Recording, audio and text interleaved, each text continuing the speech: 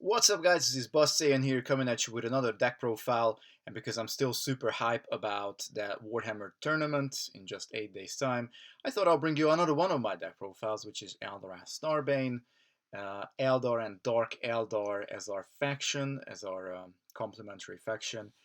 And this build is actually quite low to the ground, but it does have a few elites as well for heavy hitting, and we're just trying to do well in early command game, and then later on just rely on Eldorath being able to tap elite units as well if we come across them. Obviously with the Death World cycle, there's a lot of elite support in the game.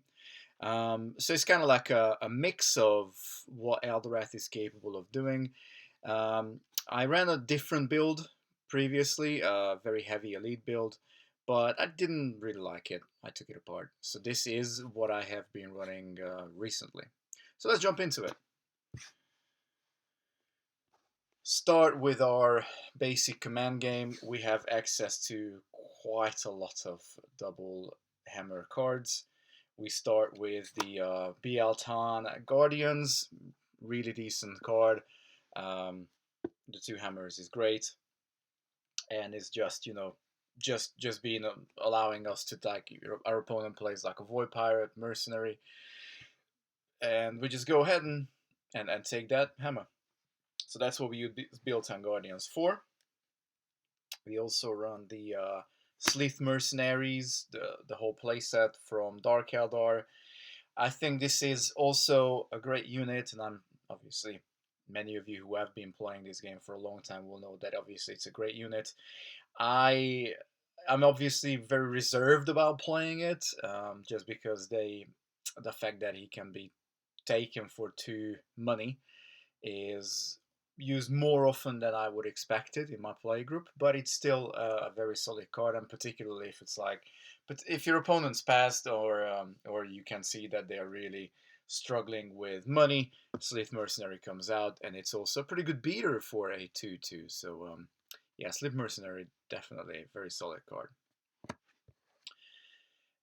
We run the usual 3 Void Pirates, 3 Rogue Trader combo, which really doesn't need much explanation, but for those people who are watching this video the first time, these units are part of a...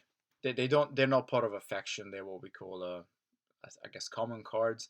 They can go into any deck, and with the 1 cost 0/1 1 hammer, they will also add either +1 money or +1 card if you win a command struggle at the planet where they are. Doesn't matter where they're tapped or not, they will add that bonus if you win the command struggle. So they can be good to make certain plans a little bit more juicy if you obviously are playing the resource game, which this deck does. And then finally, we run 2 of the Incubus Warriors, just another very good combat unit with that 3 attack, but also 2 hammers. This is the only unit that actually costs us 2 for the 2 hammers that we want to use for the command game. But it's really solid. I mean, it's a good investment. The reason why I run 2 is because it can be quite fragile, and it's definitely a removal sponge.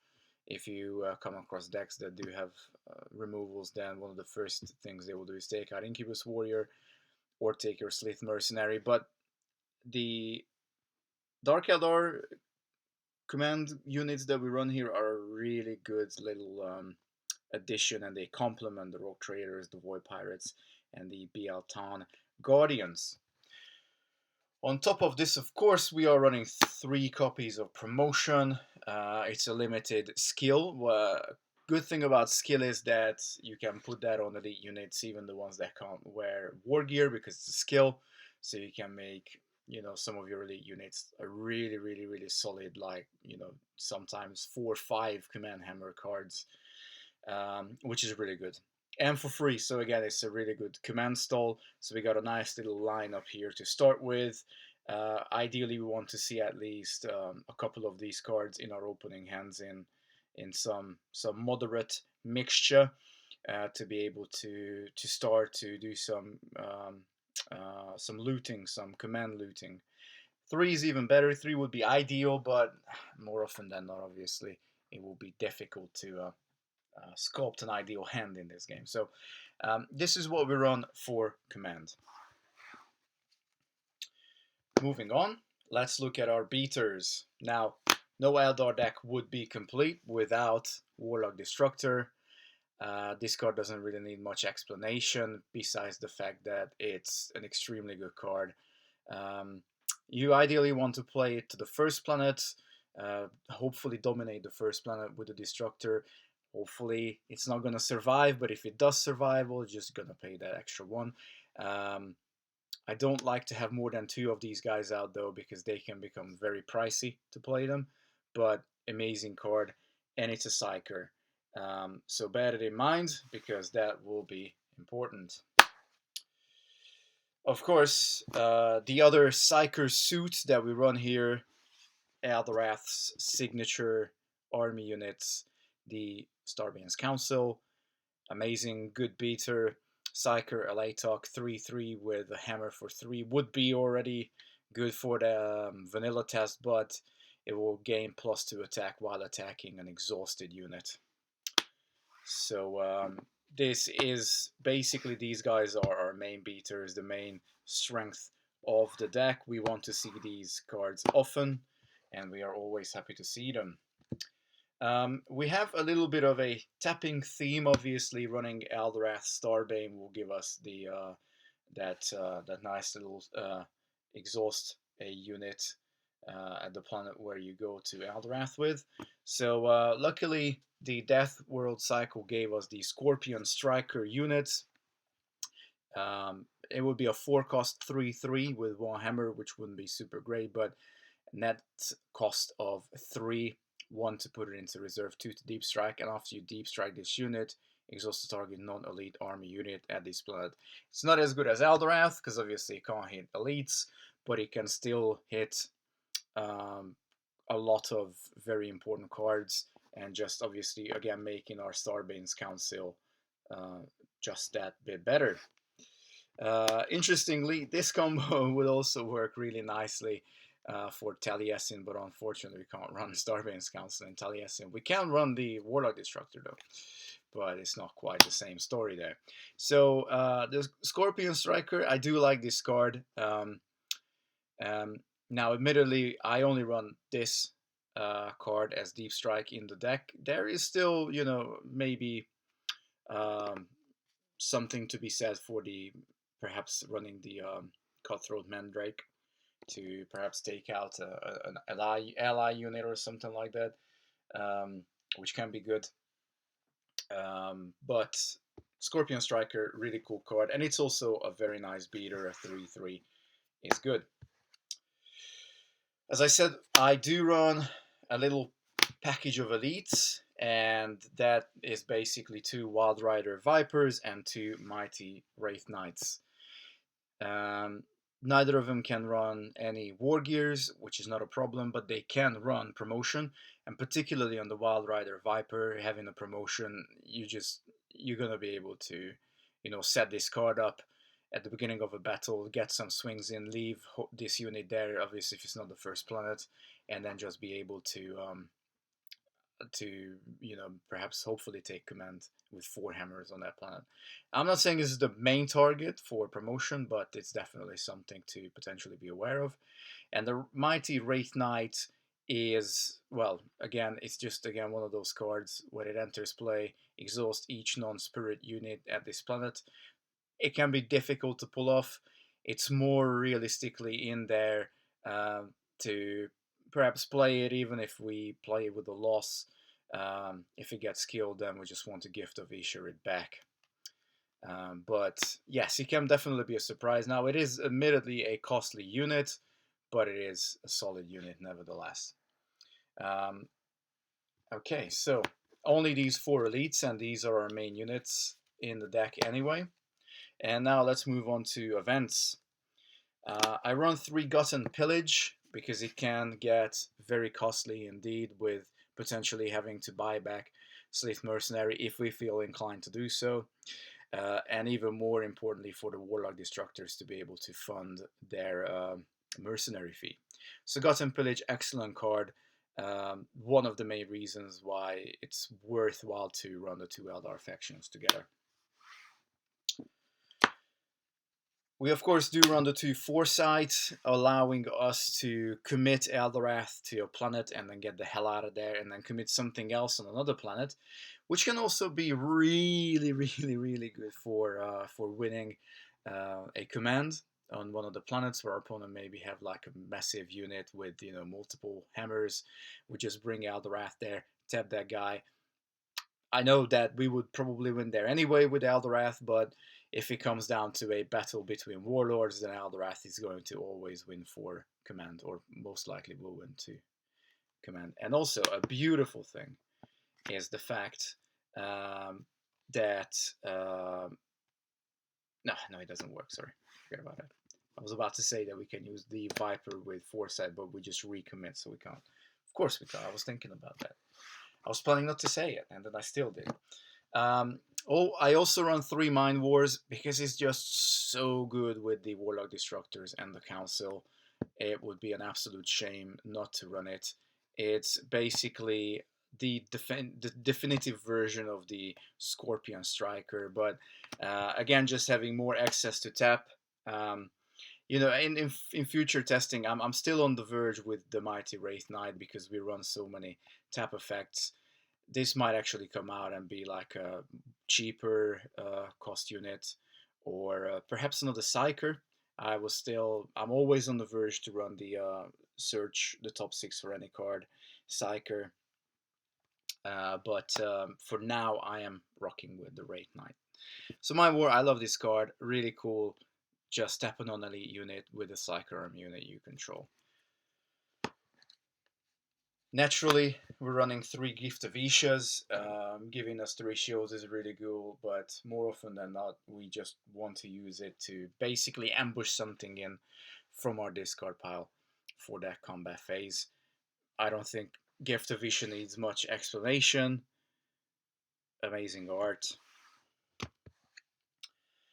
And to complement that, we of course run 3 Arkans Terror. If we come across a deck that tries to overwhelm with a bunch of big units, a bunch of elite stuff that we might not be able to tap with our Mind War or the Scorpion Striker, then we still have Arkans Terror to fall back on and just get rid of that pesky elite unit. That is the safety valve in the deck, Arkans Terror, if we can't deal with something big and nasty. And to go ahead, of course, we run the signature support, the Alatok Shrine.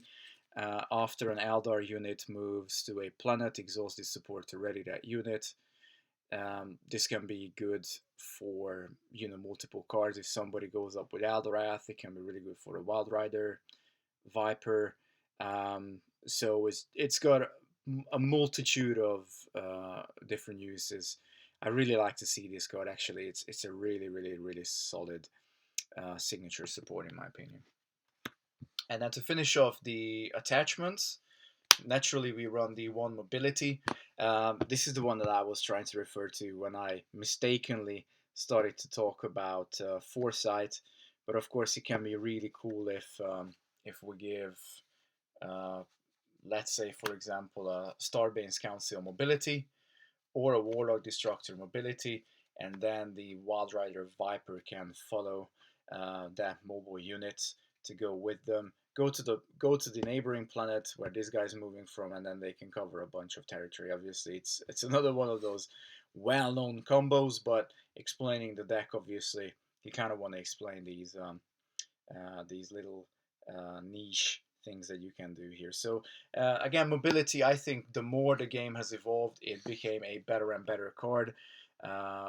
It's definitely never a nice feeling to have to use this for 3 shields, but fortunately, quite often it kind of has to be the case because obviously we don't have access to too many 2 shield cards.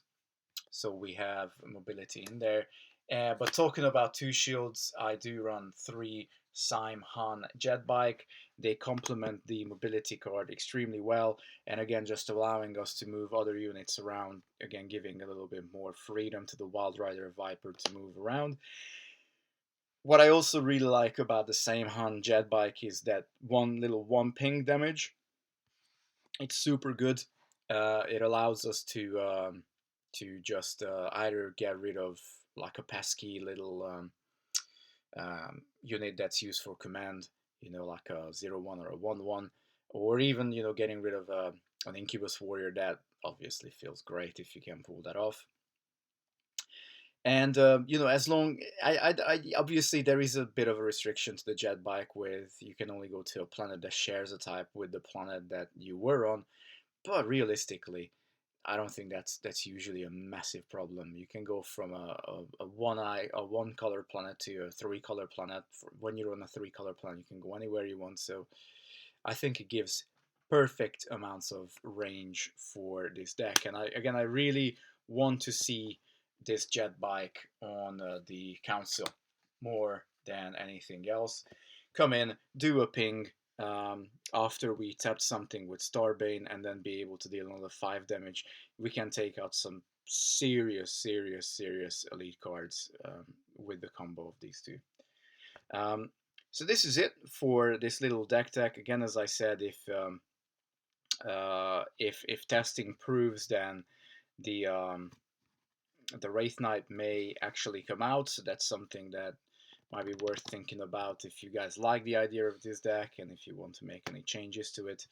I just kind of like this solid little ability to tap cards, and also quite a high damage output. And the fact is that we don't really get massively screwed over by effects that shut down 2 or lower cost cards, because we do have the Starbane's Council, we do have the Viper, we do have the Scorpion, so we have enough guys here that can have a heavy damage output, and with a multitude of different effects.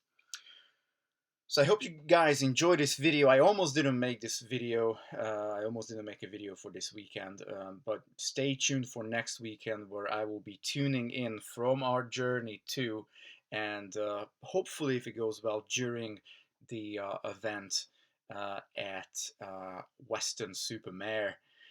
So stay tuned for the Battle of Barlas. I think it's called, yes, it's called the Battle of Barlas. For those of you who play and are there, I'll meet you there. Looking forward to meet you all in person. And up until then, peace out. Bus in, signing out.